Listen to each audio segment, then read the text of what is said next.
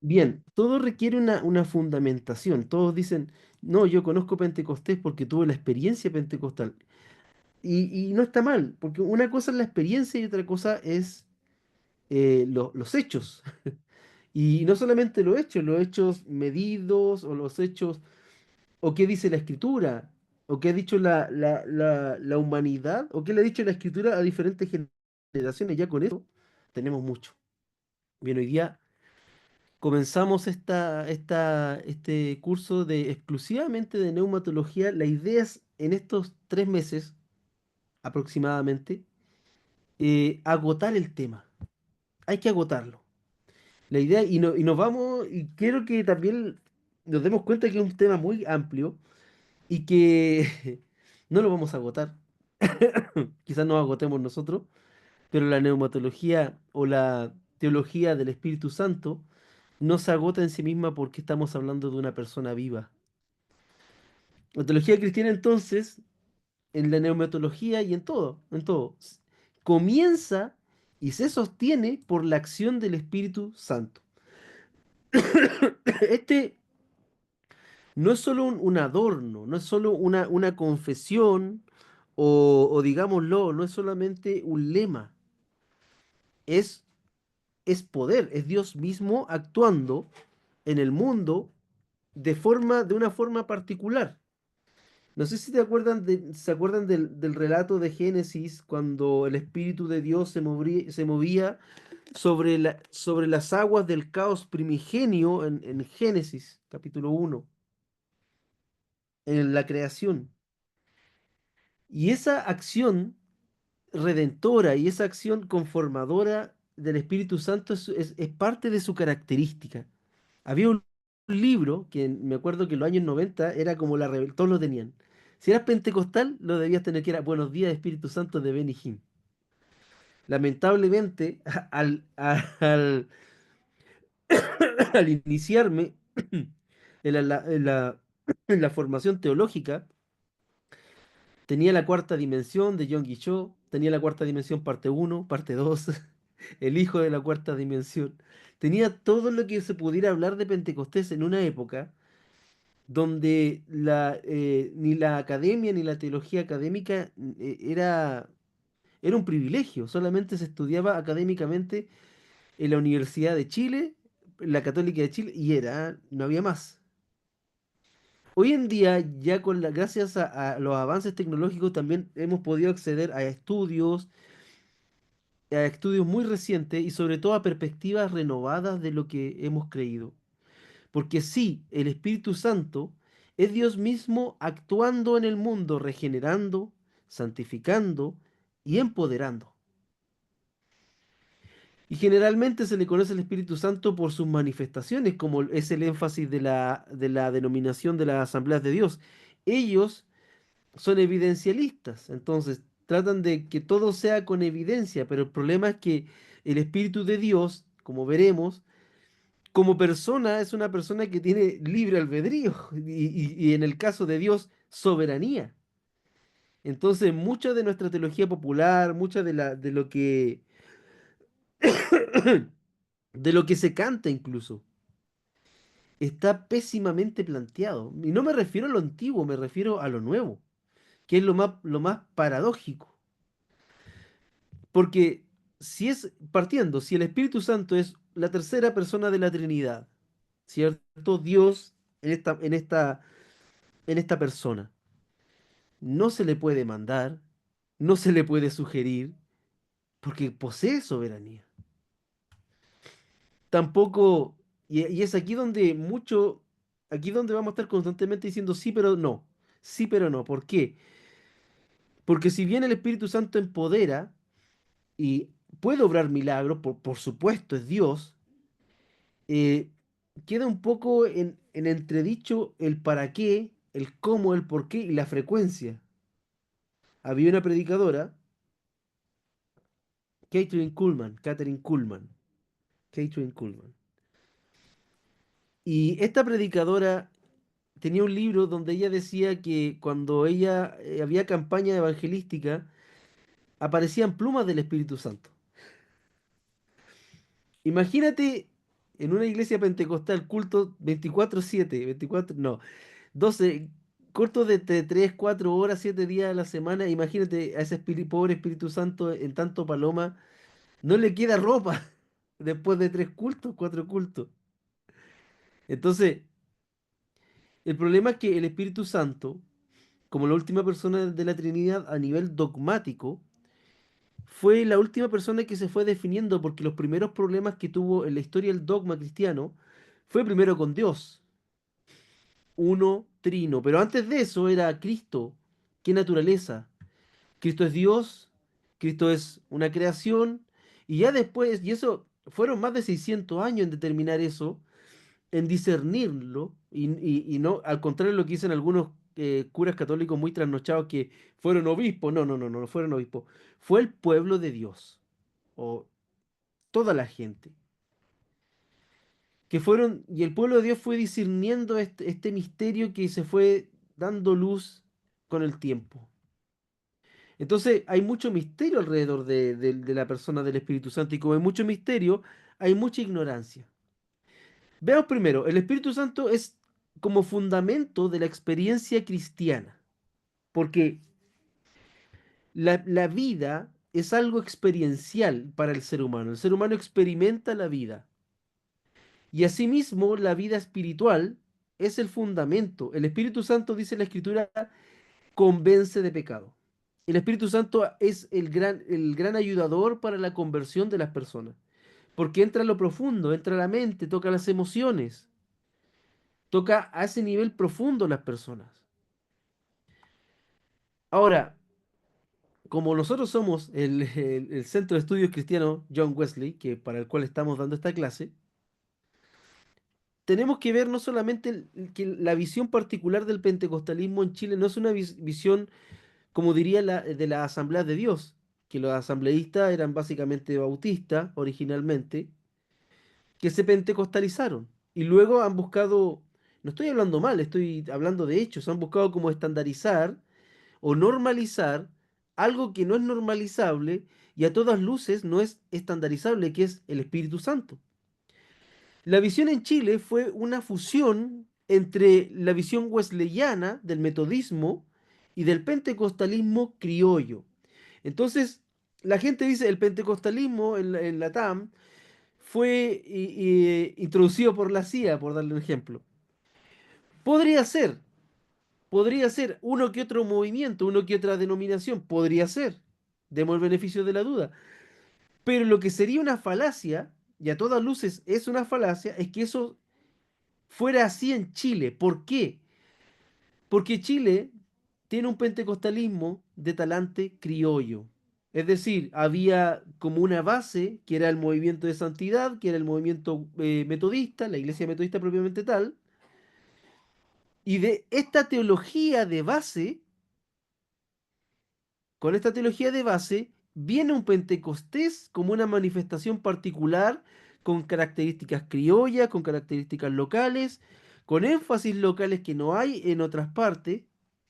eh, Entonces es necesario para poder tener ese entendimiento, para poder profundizar más adelante, tener este entendimiento de que aquí, cómo hemos llegado a creer esta manera de neumatología, es en esta fusión, en esta mixtura entre metodismo, pentecostalismo, que terminó dando el metodismo pentecostal que todos conocemos. Desde la visión particular de Wesley, el Espíritu es el agente que aplica la redención en el creyente, y esto es clásico, es de la teología clásica. Es decir, Jesucristo, el Padre, es el creador, Jesucristo es el redentor, ¿cierto?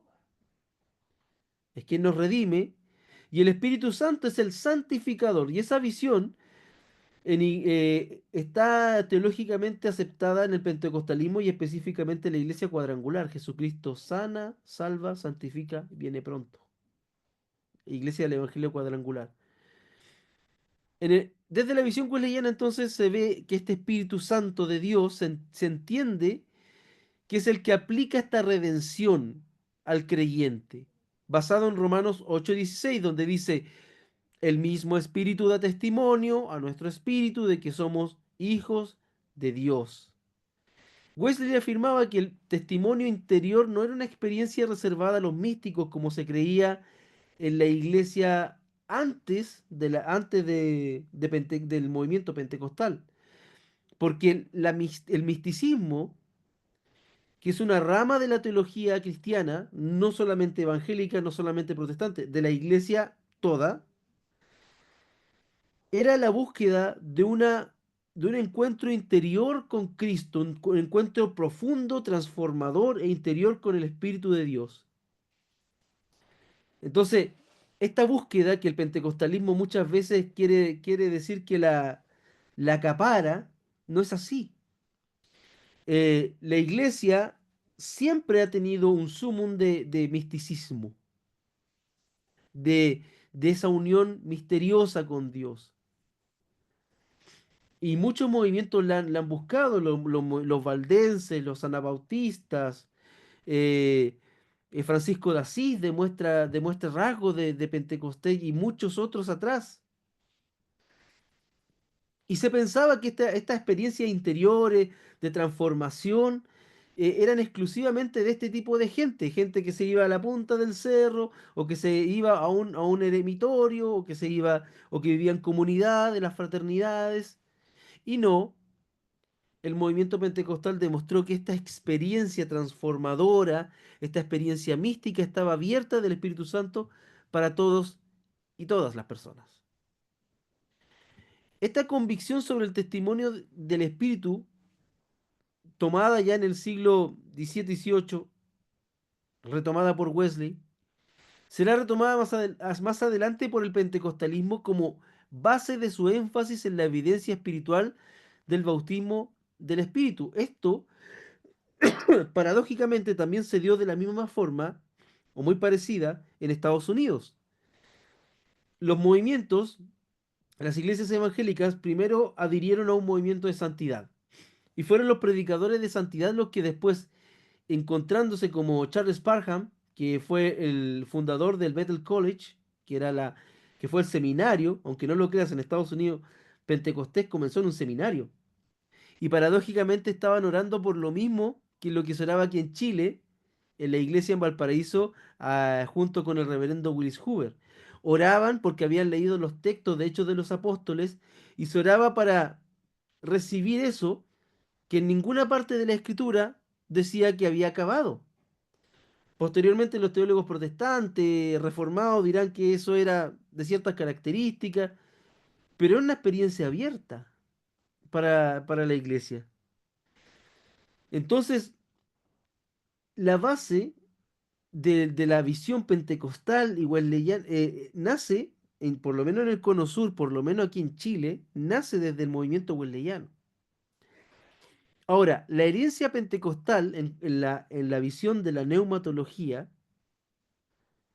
se extiende un poco más y habla hacia la llenura del Espíritu. Hechos 1:8. Pero recibiréis poder cuando haya venido sobre vosotros el Espíritu Santo y me seréis testigos. Es decir, el Espíritu Santo, como promesa de Jesucristo a su iglesia, a su comunidad, a sus discípulos, viene con poder para ser testigo, mártir, para dar martiria, para dar testimonio de Cristo. ¿Qué es neumatología? Antes, neumatología tiene que neuma, espíritu, logo, ¿cierto? Una razón, discurso razonado. Pero es más que eso. Neumatología es ver, es estudiar, y hay muchas maneras de abordar el fenómeno del Espíritu Santo. El enfoque de este curso será desde nuestra realidad, uniéndola con la realidad global de lo que sucede con Pentecostés y con lo que sucede con la neumatología a nivel global. Desde ese punto de vista, este curso no parte por lo que pensó Tomás de Aquino, porque Tomás de Aquino pensó muy poco respecto al Espíritu Santo, o por lo que pensó Lutero, porque aquí y ahora, desde nuestro ser aquí situado en Chile, en Sudamérica, tenemos neumatología. Entonces, este curso será un diálogo entre lo que hemos recibido de nuestros antepasados, de lo que hemos recibido de nuestros antepasados cristianos y de nuestra realidad. Porque iniciar a una persona o a muchas personas en la discusión de la neumatología desde una sola mirada o desde el centro, que es Europa, o desde Norteamérica, hoy en día no es hacer teología, es repetir un discurso. Vamos a hablar de teología. Y para hablar de teología no podemos hablar de un solo texto, aunque este curso tiene un texto, tiene textos base. Entonces, para ser claros, vamos a hablar de una neumatología en perspectiva metodista, wesleyana y carismática y pentecostal. Y esa será nuestra lectura, ¿ya? Lo cual no quita que no veamos otras perspectivas ni otras líneas del pasado, pero este será el centro. Y desde aquí construiremos. ¿Bien? Ok. Volviendo a la experiencia pentecostal. Para la experiencia pentecostal, según Hechos, capítulo 1, verso 8, esta promesa de recibir poder es parte, se nos abre como parte de la experiencia cristiana. El Espíritu Santo da poder a la iglesia para ser testigo y da poder a la iglesia y a las personas cristianas para muchas cosas sobre las cuales se cree que no son. La gente piensa hoy en día que Pentecostés es para milagros o milagreros o para eventos de poder, no sé, poder y milagros, porque ellos tienen el poder para que decirle al Espíritu Santo para decirle al Espíritu Santo que haga milagros, lo cual necesariamente no significa que no vaya a suceder, porque Dios muchas veces se mueve a pesar de nosotros, no por lo que nosotros digamos, sino que a pesar de nosotros. Entonces, este texto, pero recibiréis poder cuando haya venido sobre vosotros el Espíritu Santo y me seréis testigos, es el texto central en la neumatología pentecostal. Todo discurso pentecostal parte por este verso. Entonces, esta parte, aquí no solamente vamos a estudiar teología, sino que tenemos que tenerlo a la luz del hecho de Pentecostés primigenio. Tenemos que leer los relatos pentecostales de Hechos de los Apóstoles. Son fundamentales para la comprensión de todo este curso. ¿Ya? Ahora, este texto no solamente se interpreta como un mandato evangelístico, sino como una epifanía de poder que capacita al creyente para cumplir una misión global. Es decir, este poder que nos da Dios, este consolador, esta persona que está con nosotros, en nosotros, nos capacita para la vida cristiana y para la misión cristiana. Al contrario de lo que se enseña que es para dinero, bling bling, qué sé yo. El Espíritu Santo es el agente de santificación y perfección cristiana. La santificación cristiana, como la propone Wesley, tiene que ver con llegar con esa obra que mediante el Espíritu Santo el creyente llega al amor perfecto. Un amor que echa fuera el temor. En el amor no hay temor, sino que el perfecto amor echa fuera el temor. Y a eso se refiere Wesley con la perfección cristiana. ¿Y a qué apunta en suma, en sumum? Está apuntando a la madurez cristiana. Y es raro que pentecostales prediquen este texto sin entender el contexto. Aquí Juan nos está hablando de la perfección en tanto madurez. Y ese es el problema de la iglesia. La iglesia necesita madurar. Los cristianos necesitamos tener una visión realista y madura de nuestra fe. Porque de otra manera corremos el peligro de alienarnos del objetivo y la misión que Dios nos tiene. Un ejemplo, la iglesia lamentablemente tiene esas dinámicas que le llevan a ser un gueto.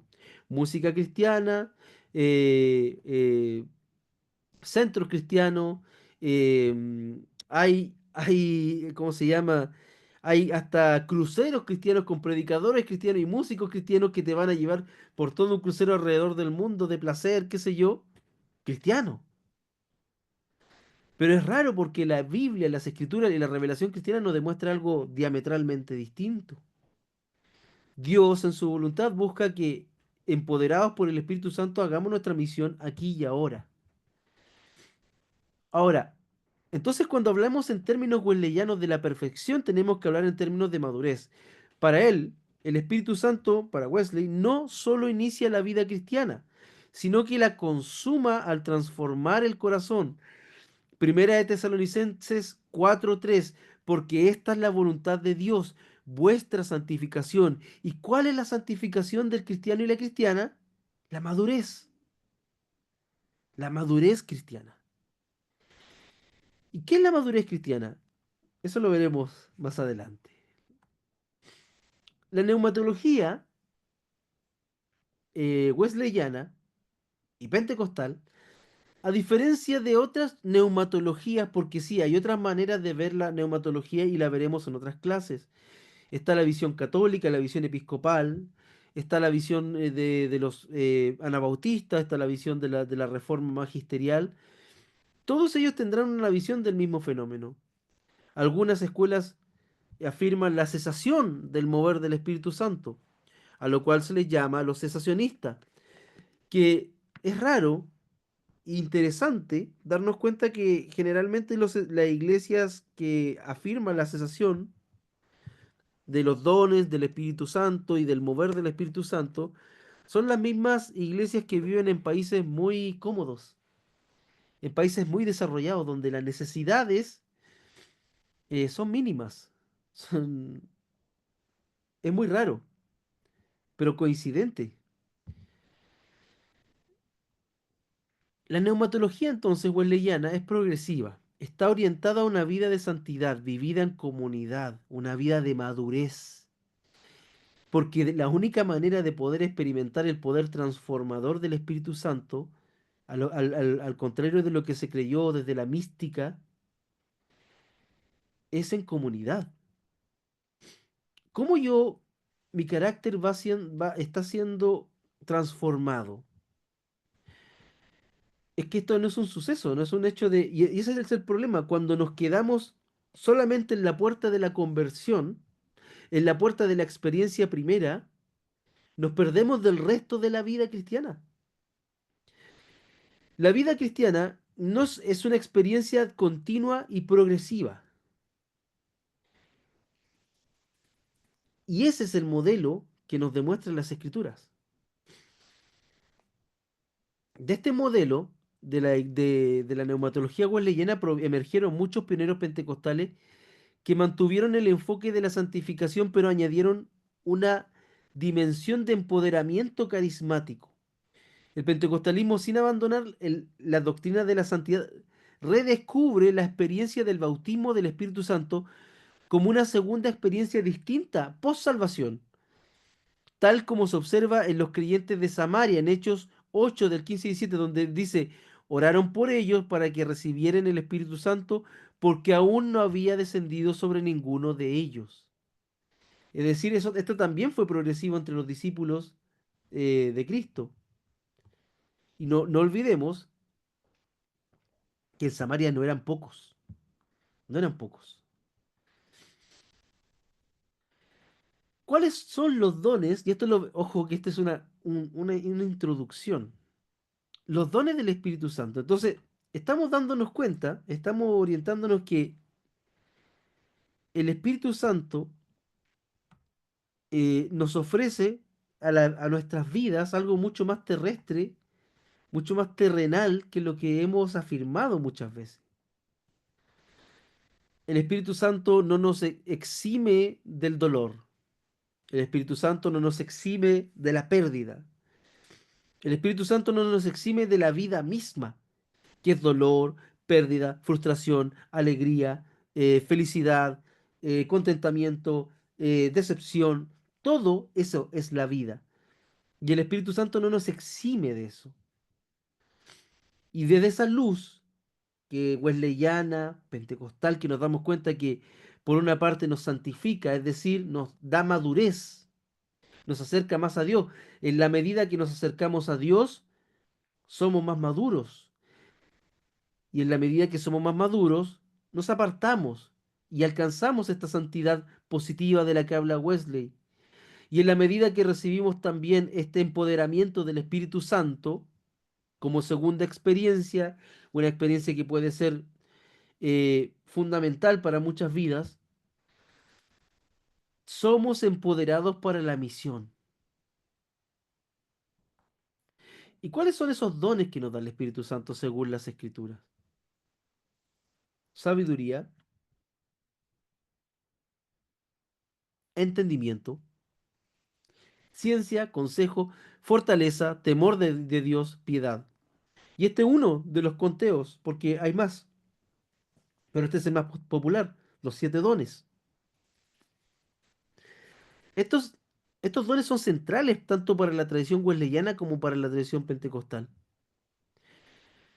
Ahora, Wesley nunca enfatizó sobre los dones carismáticos de como la glosolalia, pero sí reconoció la acción sobrenatural del Espíritu para consolar, enseñar, exhortar.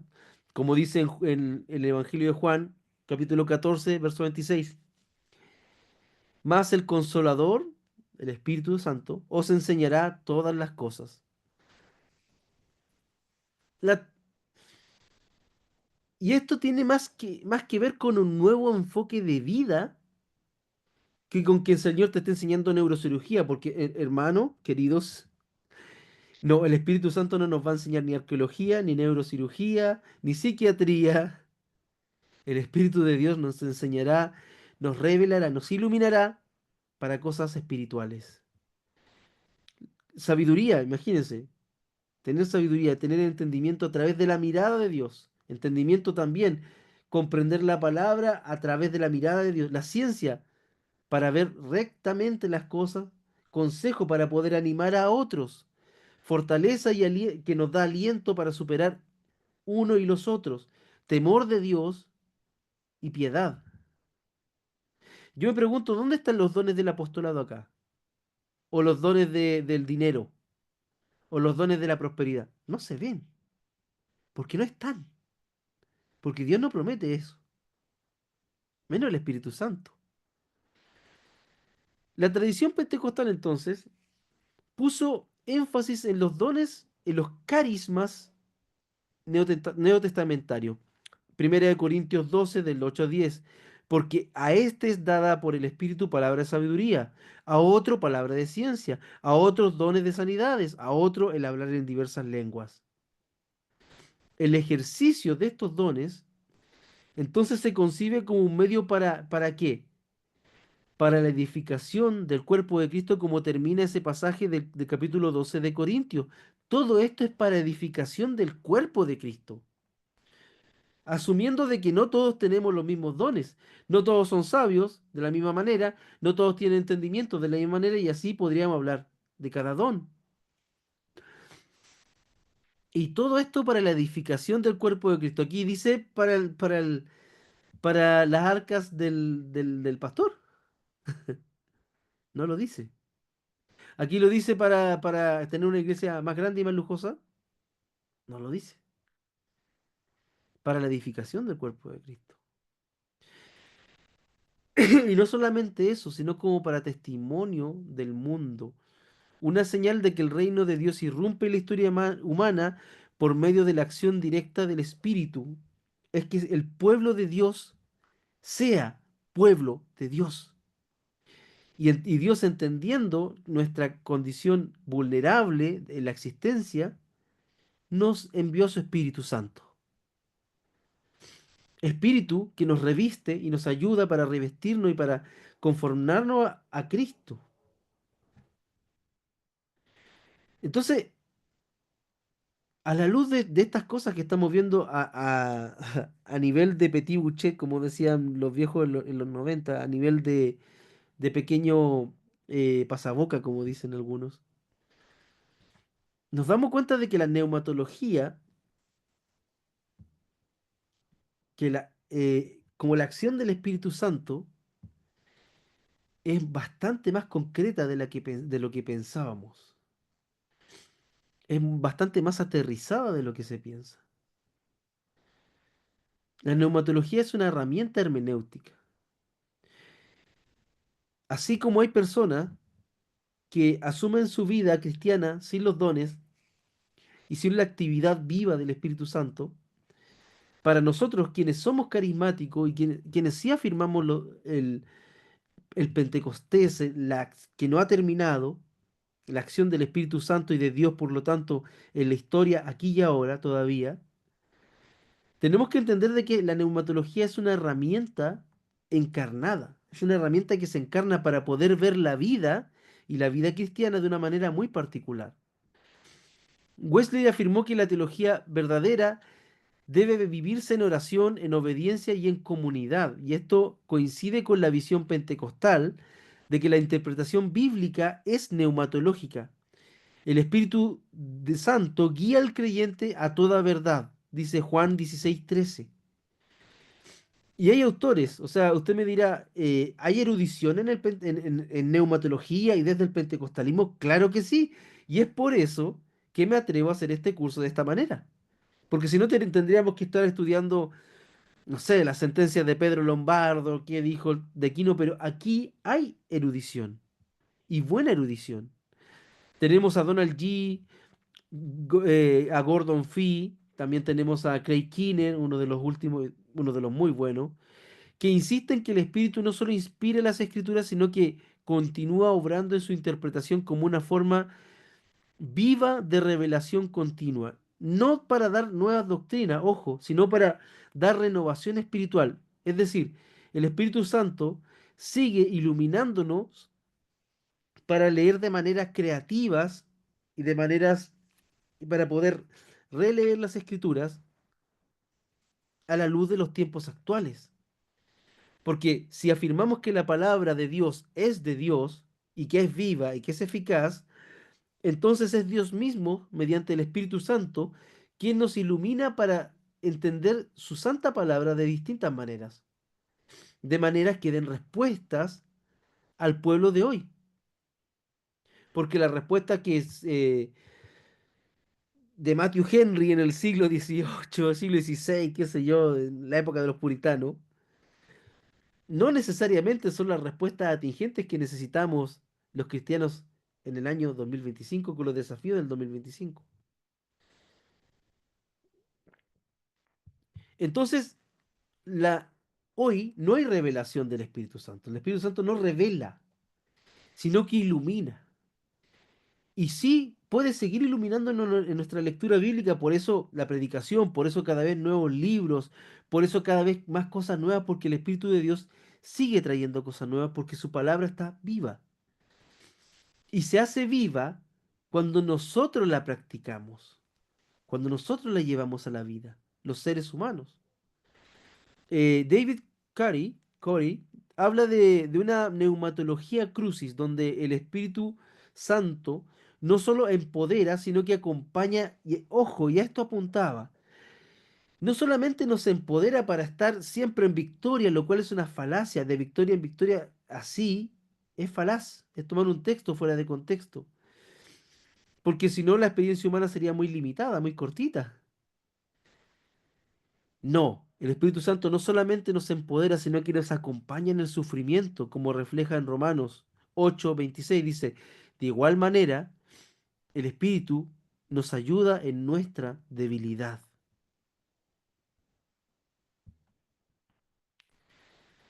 O sea, el Espíritu de Dios y la neumatología, mucho más que hablar de los nombres del Espíritu Santo en el Antiguo Testamento, los nombres y atributos en el Nuevo Testamento, que los veremos, sí, los vamos a ver, es más de lo que se piensa. Yo me acuerdo que mi profesor, Roberto Pinto, cuando nos dio esta clase en su tiempo, nos mostró una presentación, un PowerPoint, cuando recién estaba PowerPoint, o sea, hace mucho tiempo, y nos mostraba pinturas de Dalí, de Van Gogh, nos mostraba esculturas, nos mostraba imágenes, nos mostraba también médicos, científicos. Porque el Espíritu de Dios no es solamente para que nos dé la chiripiorca en el culto. El Espíritu de Dios es esa su acción creativa. Nos ilumina como humanidad para hacer lo bueno, para ver donde no se ve.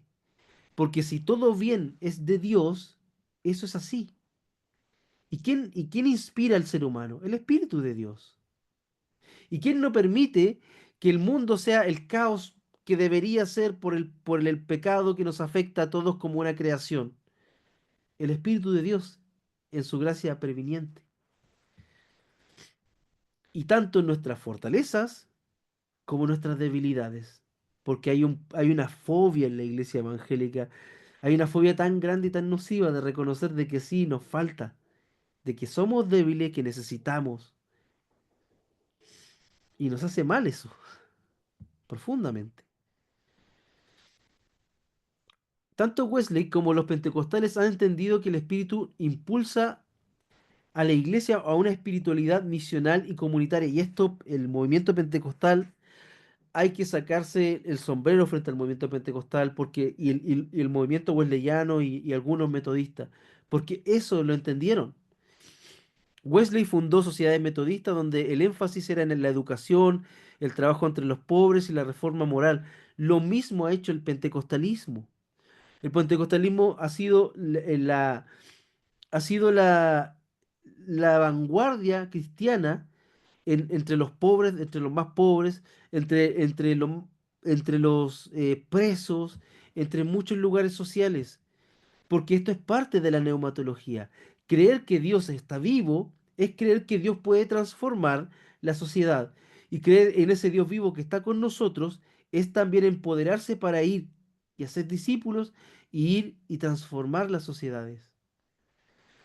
Particularmente en América Latina y África, esta neumatología ha florecido entre los marginados y realmente yo, como parte de estos marginados, nos ha dado dignidad, nos ha dado comunidad y sobre todo propósito en la vida. Este es el espíritu que desciende en Hechos 2, que impulsa no solamente a predicar, sino a vivir en comunidad. En Hechos 2, del 42 al 44 dice, y esto es lo que no dicen, porque hablan de la glosolalia que está bien, de los dones maravillosos está bien, pero nunca se dice que y perseveraban en la doctrina, en la comunión y tenían todas las cosas en común. Y esto también es manifestación del Espíritu Santo. Y es desde aquí donde también se articula una espiritualidad social, donde el Espíritu Santo crea estructuras nuevas de solidaridad y justicia. Todas estas cosas y mucho más son las que vamos a explorar en esta neumatología. Si pudiera ponerle un nombre, a este nombre es como neumatología para hoy, aquí y ahora, por decirlo así, neumatología aquí y ahora, y como subtítulo, es decir, no le pondría como subtítulo el tema del Evangelio completo, diría toda la fe para todas las personas, porque esto también es parte de la fe cristiana. Negar la neumatología, negar la acción salvífica, la acción viva del Espíritu de Dios, actuando aquí y ahora, es negar una parte importante de la doctrina. Y si observamos dónde los lugares donde se carece de esta visión teológica, eh, nos vamos a dar cuenta del Chernobyl espiritual que sucede ahí. Porque donde falta esta sana neumatología, donde falta el Espíritu de Dios, ¿qué es lo que hay? Caos. Caos. Y desunión. Y bueno, ¿qué dices tú? ¿Qué me dices tú, querido, querido hermano? Ya no lo quería interrumpir, pero genial, ¿no? Sí,